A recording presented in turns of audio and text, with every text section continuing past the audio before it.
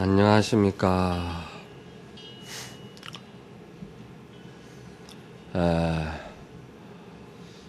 가나선 인문 화두정진 공부하는 프로그램의 오늘 이제 5번째 시간인 것 같습니다. 오늘은 법문하는 주제가 활구화두를 들으라, 이런 주제를 가지고 오늘 이제 법문을 시작하도록 하겠습니다. 조선 시대에 살다가 떠나신 참 선지식 가운데 한 분이신 서산대사를 여러분들이 아실 겁니다. 서산 스님께서 선가기감이라는 책을 쓰시면서 그 책 내용은 가나선 화두를 들고 공부하는데 가장 필요하고 중요한 이야기들을 이제 실어 놓았는데, 그 책 첫머리에 보면은 이런 말이 있어요. 여기 한 물건이 있으니 본래로부터 아주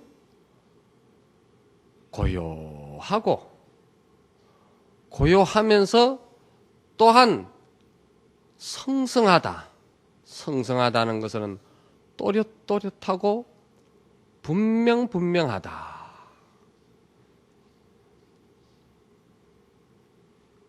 이 한 물건이 항상 고요한 그러한 적정한 기운을 가지고 있고, 그 고요한 기운 가운데 또 아주 분명하고 또렷하게 모든 사물을 보는 그런 소소영령한 물건이다 이 말이야.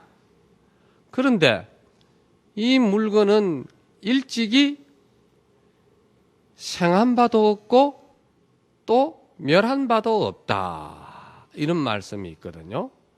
그러니까 본래 일찍이 죽는 일도 없고 태어난 일도 없다는 거예요. 그런데 이 물건은 이름을 지을래야 이름도 지을 수가 없고, 형상을 볼래야 형상도 볼 수가 없다. 그러면은 도대체 이 물건이 어떤 물건인가, 이런 구절이 있어요. 참 유명한 말씀인데 우리 불자님들은 아주 좀 생소한 이야기를 듣고 있을 겁니다. 자, 이 물건이 어떤 물건이냐는 것이지.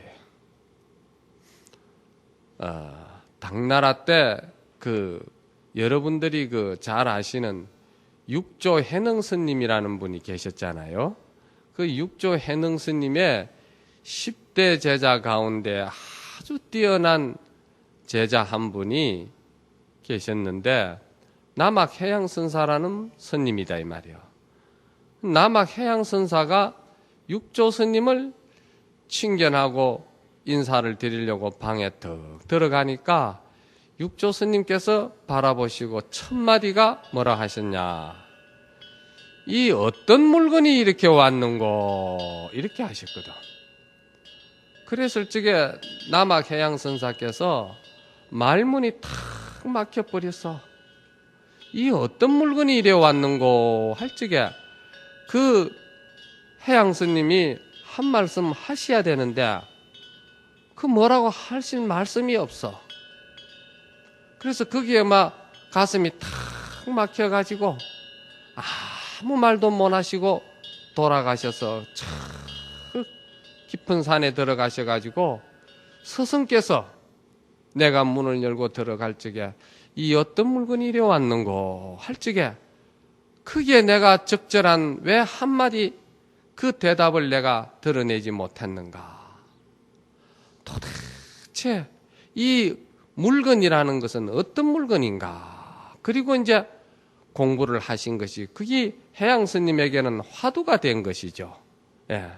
도대체 보기도 하고 듣기도 하고 슬플 때는 눈물도 흘리고 기쁠 때는 한이스러워서 하는 이 물건이 도대체 어떤 물건인가? 옛말에 이 물건은 나의 주인공이요, 나의 본성이요, 나의 본심이며 이것을 불성이라고 이야기했는데 그렇게 대답하면은 되지 않겠느냐 이런 생각도 할 수가 있거든. 그런데 육조 스님의 또 제자 한 사람은 화택신해라는 제자가 있는데 그 제자에게 육조 스님이 똑같은 질문을 했거든. 이 어떤 물건이 이래 왔는고? 그러니까 화택신해는 거기다가 뭐라고 말씀하셨냐면은 이 화택신해의 본성이며 이 화택신해의 본래 본마음이라는 것이지 본마음이며 모든 부처님의 근원이 되시는 그 부처자리입니다. 이렇게 이제 대답을 했거든요. 참 대답 잘하셨죠? 예? 똑 떨어지게 하셨잖아.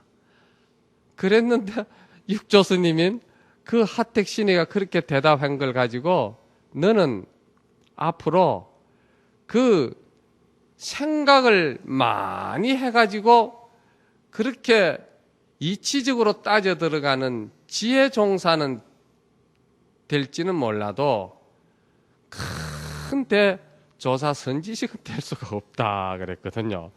이건 무슨 말이냐면은 우리의 지금 조금 전에 내가 말씀을 드렸듯이 그 소소영령한 그 밝은 자리는 뭐라고 했습니까?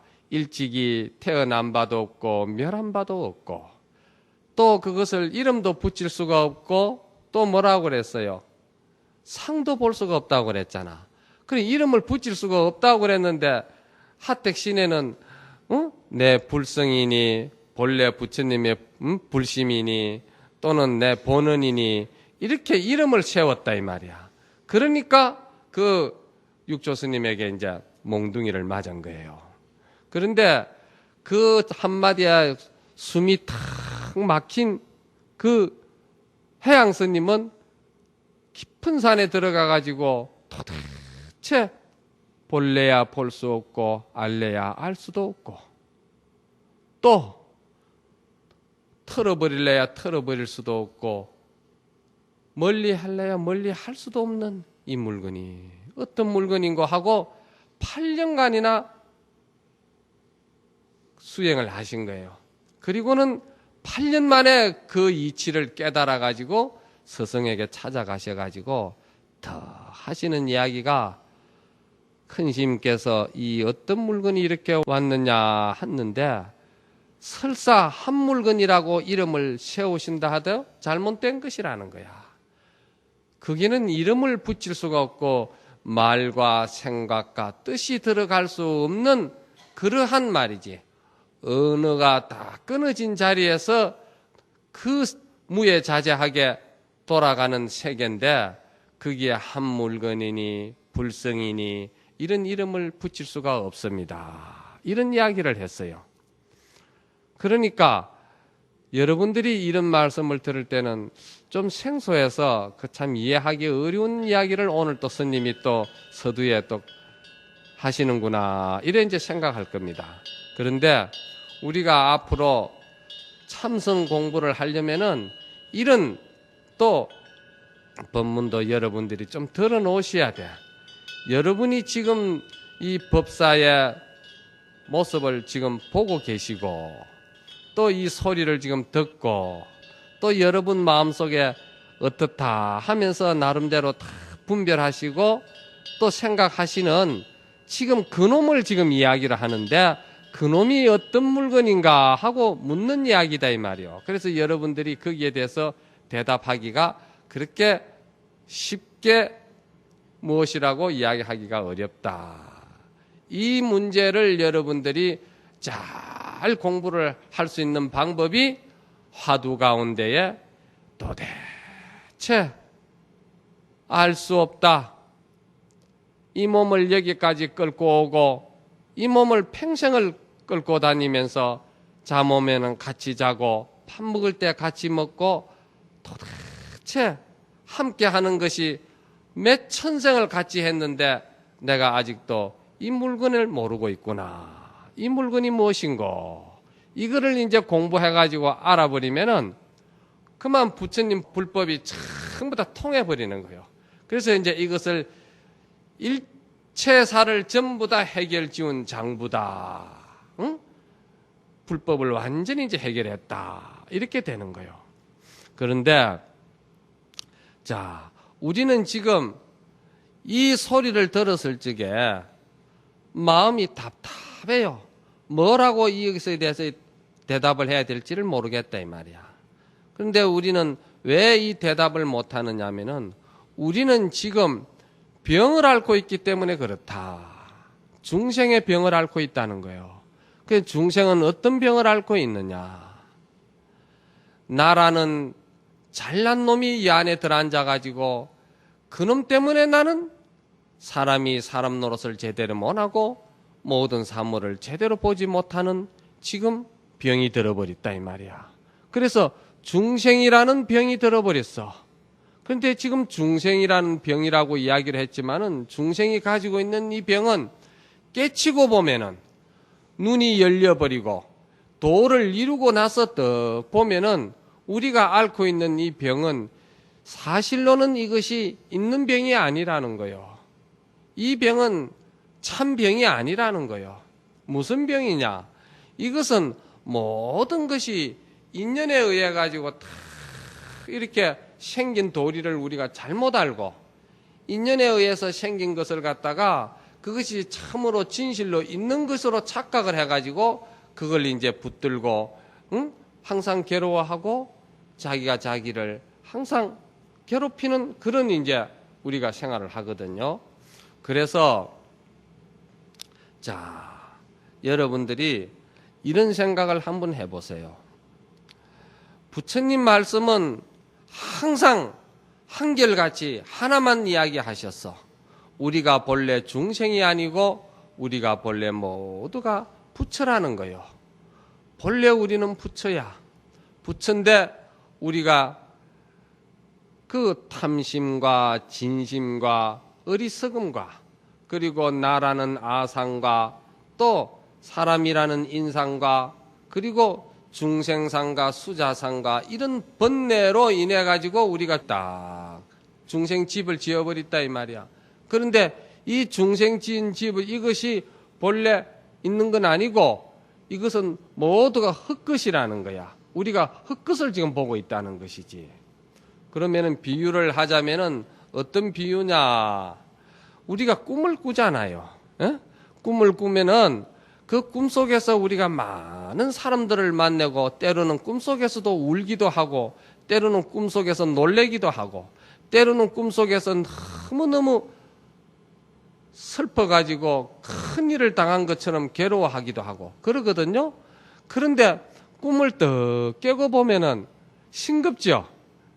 깨고 나면은 참 싱겁잖아. 사실도 아니고 현실도 아니고 그 꿈속에서는 내가 착각을 한 거지.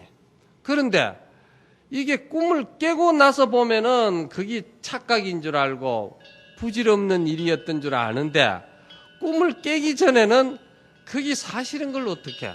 꿈속에서 꿈을 꾸면서 여러분들이 놀래서 그렇게 슬퍼하고 울면서 이게 꿈이라고 생각하고 우는 사람은 여기 있어요? 없거든.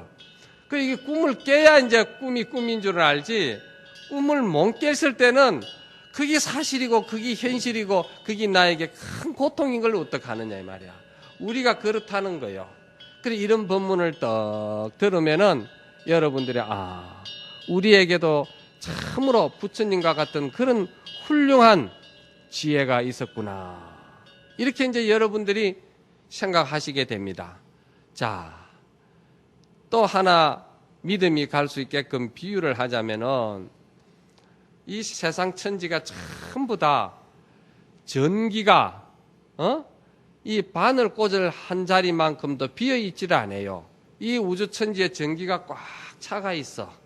이 차가 있는데 이 천지의 우주 안에 전기가 꽉 차 있다고 생각하고 그걸 확실히 믿고 불교 공부를 하고 이 화두 공부를 하는 사람은 그냥 그 전기를 마음껏 이제 내가 활용하고 마음껏 내가 쓰고 싶을 만큼 쓰는 거야. 그런데 이 전기가 우주 안에 꽉 있다는 것을 모르는 사람은 그 전기를 쓰는 것이 아주 좀스러워져 버려. 생각하는 게 좀스러워진다 이 말이야. 그냥 조그마한 종재기 같은 데 만족을 취하려고 하고 비 온 날 지나가는 소발자국에 고인 물로 가지고 인생의 즐거움을 삶으려고 하고 그런다는 거예요. 이 무슨 말이냐. 우주 천지에 본래 부족함이 없는 전기가 흐르고 있다는 것을 알면은 전기 다마를 써도 100촉짜리 이상의 전기를 쓴다는 거예요. 그런데 그것을 모르는 사람은 5촉짜리밖에 못 밝혀. 그러면은 같은 다 우리가 사람이고 같은 지혜를 가진 부처님이나 우리나 똑같은데 피장부 아장부라 그도 장부여 나도 장부인데 부처님은 100% 100촉 다마를 쓰셨고 우리는 5촉 다마를 지금 간신히 지금 밝히고 헤매고 있다 이 말이에요. 그래도 믿음이 잘 안 가요? 예? 본래 우리가 그런 그 능력을 가지고 있고 그런 공덕을 가지고 있다는 데 대해서 여러분들이 이걸 믿는 자만이 금생에 이 일을 이해할 수가 있고 또 체험할 수도 있고 마칠 수가 있어. 이 이야기가 겉도는 사람은 법문을 듣고 여러분들이 기도를 해도 그 기도 성취가 어려워.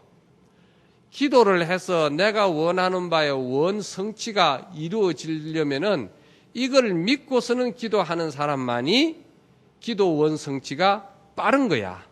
30년 기도해서 이룰 성취를 같으면은 3일 만이면 이거는 이루어지는 공부다 이 말이야.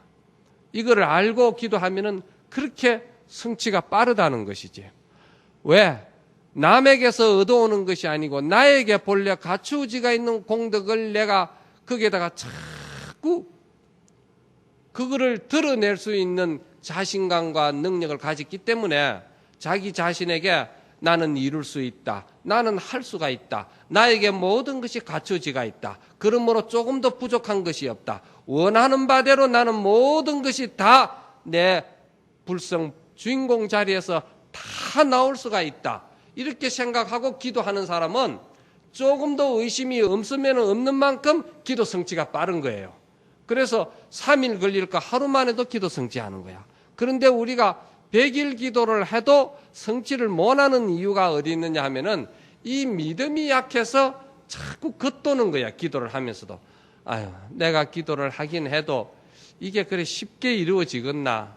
내가 업이 많고 내가 중생이고 내가 죄가 많은데 이게 그렇게 쉽게 이루어지겠나 하는 자기 물결이 있고 자기 불안이 있고 자기가 자기를 믿는 마음이 약하기 때문에 기도는 힘들게 하는데도 그 성취가 어려워지는 것이고 화두 공부도 화두 들고 공안을 찾는 사람도 이 믿음을 가지고 화두를 드는 사람은 빠른 시간 안에 화두를 타파할 수가 있고 공부를 마칠 수가 있다 이 말이야. 그래서 임재 스님은 뭐라고 하셨냐면은 그대들의 말이지. 이 그대들의 그 정말해서 주인공은 말이지. 여러분들의 그 주인공이 있는데 그 주인공이 그림자를 항상 말이지 희롱하고 주제하는 주인공이 있다는 거야. 그러니까 임재 스님도 그렇게 말씀하셨거든. 그건 무슨 말이냐면은 우리가 지금 잘못 보고 있고 중생업식에 의해 가지고 인생을 잘못 살고 있는 것도 우리 본래 그 주인공을 우리가 몰라서 그런 거니까 이 주인공을 바로 알아야 된다는 것을 어떤 경전이든지 어디든지 간에 그거를 항상 이야기를 했어요. 그래서 때로는 말이지 저 섬진강 연어도 섬진강을 떠나가지고 태평양을 지나서 지구 반바퀴를 돌아서 3년 만에 다시 섬진강으로 돌아올 줄 안다는 거요.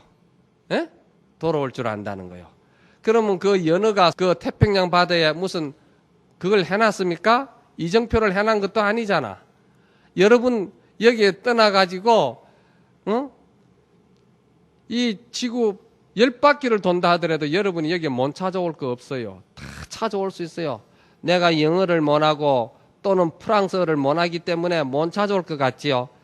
기본적으로 여러분들이 할 수 있는 손동작, 발동작, 이 모든 동작이 기본적으로 본래 갖춰지가 있기 때문에 어떻게 해서라도 여러분은 여기 다 돌아올 수가 있어. 이것을 말하는 거요. 어렵게 생각하지 말어. 이것을 말하는 거요.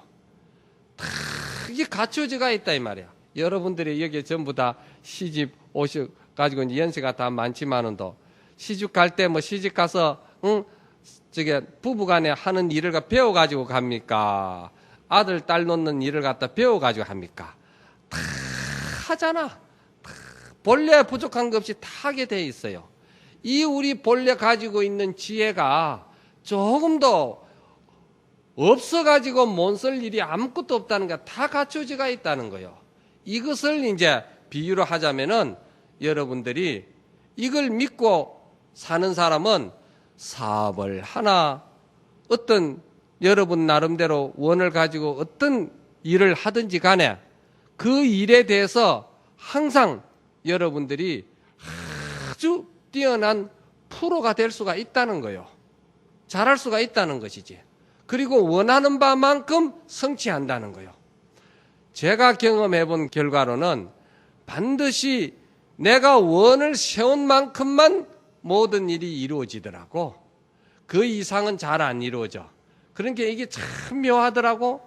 내가 원력을 세운 만큼만 일이 딱 그리 되더라고.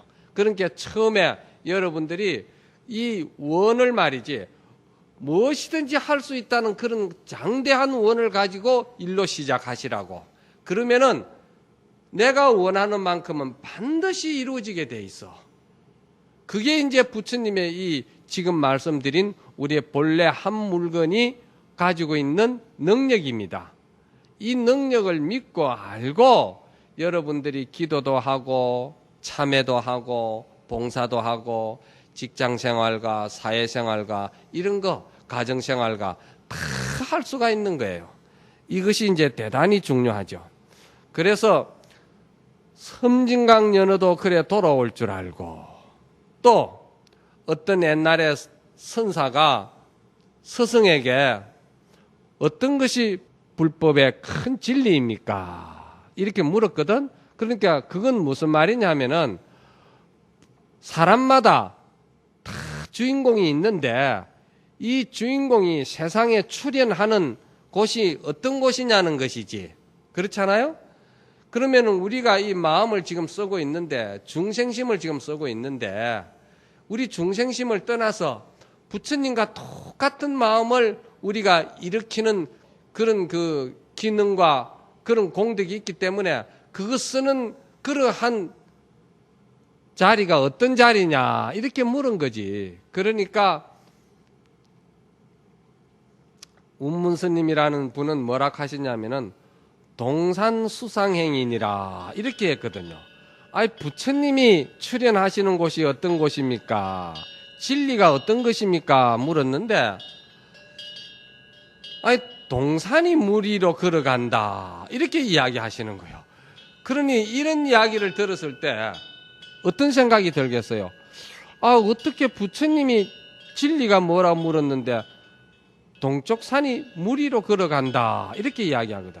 이런 이야기를 들으면은 우리가 그거는 상식을 벗어난 이야기고 뭐가 많이 잘못된 이야기다 싶어도 이제 눈이 열리고 마음에 보는 그 눈이 해안이 딱 열리면은 세상에서 그것만큼 정확하게 대답하고 그것만큼 바로 이야기하신 이야기가 없어요. 그걸 이제 알아야 되는 거라. 이런 것들을 내가 오늘 말하고자 하는 활구법문이라고 그러는 거라. 활구법문. 활구법문이라는 것은 정말해서 어리선에 반대되는 용어인데, 그 이제 예를 들자면은 동산이 무리로 간다. 그러니까 생각으로 가지고 동산이 무리로 간다. 혼자서 이제 계속 이리 궁리를 대고 저리 궁리를 대고 궁리해가지고 그 화두를 깨치려고 하면은 그거는 화두하고는 더욱더 길이 멀어지게 돼 있어.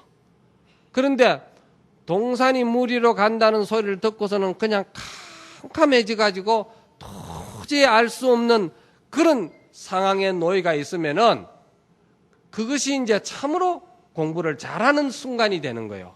그것만큼 공부가 이제 아주 잘 되는 순간이 없어요. 이런 이야기를 처음에 들으시니까 여러분들이 오늘 법문은 또 좀 어렵구나 이래 싶으죠. 그 또 잠도 올 겁니다 아마 이런 이야기 들으면. 그래도 이런 이야기 좀 들어 놓아야 돼.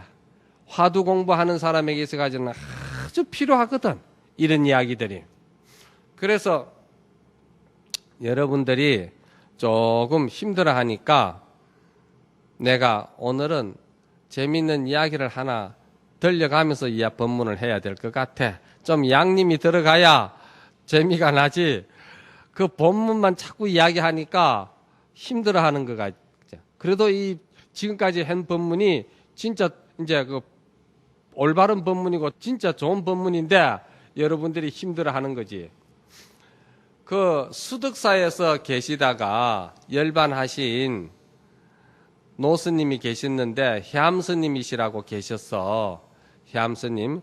해인사에서 열반하신 해암스님도 계시고 수덕사 해암스님이 계셨는데 수덕사 해암스님은 외정시대 때 그 사시던 분인데 이분이 28살 때 저 지리산 가면은 천은사 절 아시죠? 천은사 절 바로 위에 삼일암이라고 있어요. 지금은 그 자리가 수도암인지 잘 내용은 모르겠는데 그 삼일암에 지금과 같이 겨울 동안거를 들어갔어. 그래 젊은 스님네들이 딱 둘러 앉아가지고 올겨울에 내가 화두 공부를 해서 화두 타파를 해서 참 일대사를 내가 해결 지어야 되겠다 하고 모두가 참 그냥 푸른 눈을 그냥 굴리면서 이제 또 결제를 하는데 수염이 텁수룩한 대처성이 말이요. 이제 처사지 이제 그러니까 처사님이 또 와가지고 조실 스님에게 그때 조실 스님은 박초월 스님이시라고 초월 선지식이 그때 계셨을 때라. 초월 스님에게 뭐라고 했냐면은 스님 저도 올겨울에 저 참 공부 잘하는 스님들과 섞여서 큰 방에서 같이 공부 좀 할 수 있도록 허락해 주십시오. 그러니까 그래 초월 스님이 보니까 이 대처성이 말이지 꺼부정하게 생겼어도 그 참 공부하려고 하는 그 용심이 참 감사하고 고맙거든. 응? 세상에 살면서 공부하려고 애쓰니까 얼마나 고마워. 그래서 그 젊은 수자들 보고 이 대처성하고 겨울에 같이 한 방에서 공부 좀 하거라 그랬거든. 그러니까 젊은 수자들이 보니까 말이야. 대처성이 이제 먹고 금방 분위기를 다 흐려놓을 것 같고 요번에는 용맹정진 해가지고 올겨울에 해결 지으려고 그랬는데 같이 공부하는 또 분위기 나쁜 또 손님이 들어오니까 기분이 안 좋지. 그렇지만 조실스님이 이제 그렇게 이야기를 했는데 어떡해. 제가 70년대에 극락암에 경봉스님 모시고 살 때만 해도요. 우리 큰방에 처사님들이 같이 공부했어요. 지금은 수자선방에 처사님들이 공부한다는 것은 생각도 못 해보죠. 그때 당시는 조실스님이 한번 명이 떨어지면 그게 법이었어. 그래서 그때 당시에 안처사, 오처사 이런 분들이 같이 금방에서 공부했어요. 그런데 그 안처사는 지금도 기억나는데 공부하려고 애는 많이 쓰는데 그 말이지 선방 분위기라는 거는요. 개미가 기가도 소리가 날 정도로 고요하거든. 그런데 이 안처사는 앉으면은 코를 골고 조는 거야. 그래가지고 금방스님들한테 되게 혼나. 그래 금방스님이 막 잠도 말이지 저쪽에 간병실이나 저쪽 뒷바위가 자라고 금방에서 자는데 스님네들이 자다가도 일어나서 정진하고 화두 들고 공부하는데 그 코를 드릉드릉 그리면 되겠어요? 그래가지고 저 뒷방에 잠을 자고 하는데, 그때에도 내가 20살 때 돼가지고 나도 이제 하판에 앉았을 때거든. 그러니까 처사하고 내하고 이제 하판에 앉았는 거지. 그런데 이 처사가 실로 가지고 옷구름 여다가 딱 매가지고 날로 가지고 말이지 이쪽으로 주면서, 스님 내가 코 골거든요. 좀 땡기 주세요. 내가 그래야지 올겨울에 여기서 살지, 안 그러면 내 쫓기납니다. 그래가지고 내가 이제 딱 잡고 있다가 정진이 안 되는 거야. 조금 있으면 코 골면은 내가 또 착 땡겨야 되니까. 그런데 그놈은 코가 말이지, 1시간 하는데 한 번 정도만 하면 그래도 점잖잖아? 이러면 땡기놓으면 또 금방 골고 또 땡기는 거 봐.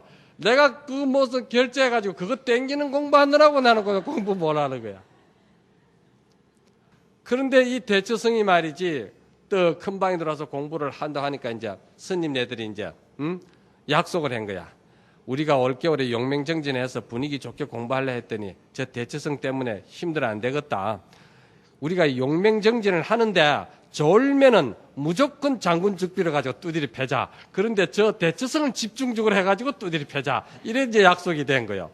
그러면 뭐 설마 이제 견디다 안 되면 이제 그만두겠지 하고는, 그래서 이제 그렇게 약속을 했는데 그 대처성이 또 뭐라고 하는 게 아니라 조실 스님한테, 조실 큰 스님요, 저는 사실 지금까지 이래 살아도 마누라 곁을 한 번도 안 떠났습니다. 그래도 잠은 내가 마누라 옆에 자고 와야 됩니다. 그러거든. 자기가 잔소리만 하는 거요. 그래가 조실 스님이, 그래요, 마누라 옆에 자고 오라고 그러거든. 그래 이제 마누라 옆에 잠은 자고 새벽에 이제 올라오는 거야. 새벽에 2시에 스님네들이 큰 방에 탁 정진을 하는데, 이 대처성은 몇 시에 올라와야 됩니까? 새벽 1시에 올라오는데, 그 마을에서 천은사까지 그 깊은 산중을 올짜기를 걸어 올라가면은 이 날씨 추운데 보통 일이 아니거든요. 그래 들어올 때 보면은 이 시험에 고드름이 드륵드륵 달리가 들어왔다고 그래요. 그래가지고 용을 쓰고 올라와가지고는 큰 방에 딱 들어오면은, 생각해 보세요. 큰 방에 공기 좋고 떳떳하지. 자복에 앉으면 금방 졸음이 오고 코를 골거든요. 그러면 이제 스님들이 죽비를 가지고 가가지고 이제 사정없이 두드리 패는 거야. 처음에는 두드리 맞다가 이제 이 대처성이 어깨가 늘어지는 거지, 이제. 못 견디지. 그런데도 이 대처성이 뚝심이 좋아. 탁 앉아 버티고서는 이제 견디내는 거요.